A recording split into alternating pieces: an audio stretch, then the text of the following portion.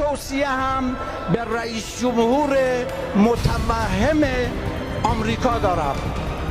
مراقب باش مشاوره هایی که به تو برای حمله به ایران میدهند از جنس مشورت هایی نباشند که گفتی مشهد سقوط کرده است.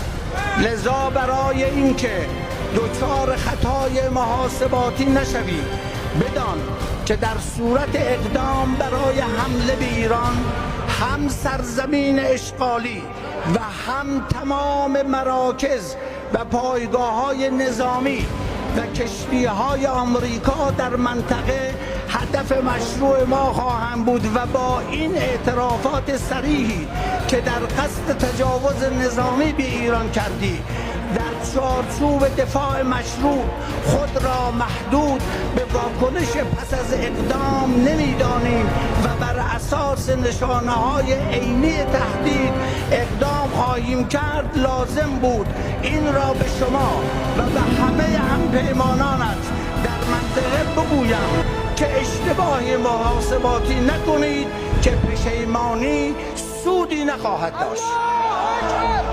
الله اکبر. الله